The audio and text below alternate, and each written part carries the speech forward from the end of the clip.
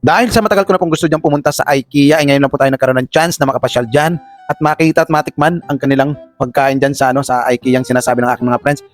Ay talaga naman po nating sinadya ngayon dito sa, sa lugar na ito. Nandito po tayo sa Mall of Asia. Dahil sa araw po ngayon ng mga puso, kuskusan ng mga nguso, ay ang ating nguso naman po ay ating ikakain ngayon. Kung makita niyo po, ayan, ang dami pa pong mga lanterns na dahil katatapos lang din po ng Chinese New Year na mga incheck. So ayan, natagpuan po natin dito. And then, may mga papuso po sila dyan. So, habang tayo ay naglalakad, nakita po natin yan. And yan, marami po nagpapapicture din. So, pasok na po tayo sa IKEA. Let's go! Ayan mga kablang, nasa IKEA na po kami. Wow! Sa request ay may kainan ba dito? Kain tayo. So, I think parang supermarket ng other something na kung anik-anik na mga mamahaling bagay ang mga nabibili dito sa IKEA.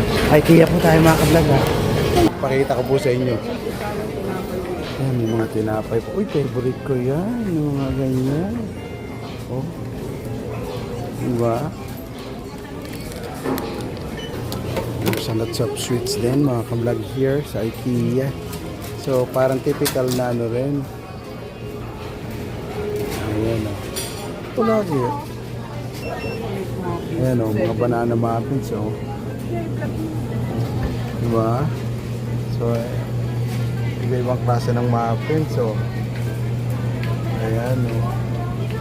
Ayan, ito po pala yung mabibili dito sa IKEA. Mga unusual. Ayan o, tingnan nyo po. Medyo quite expensive but ayan po yung mabibili nyo. Unlike that o, nakatambak, you have to get what you want. Ayan o.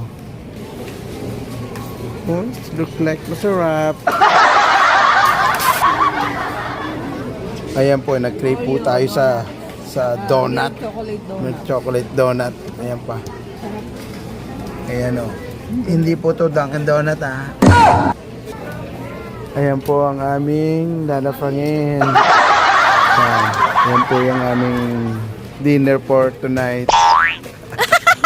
Nandito po kami sa Swedish Bistro.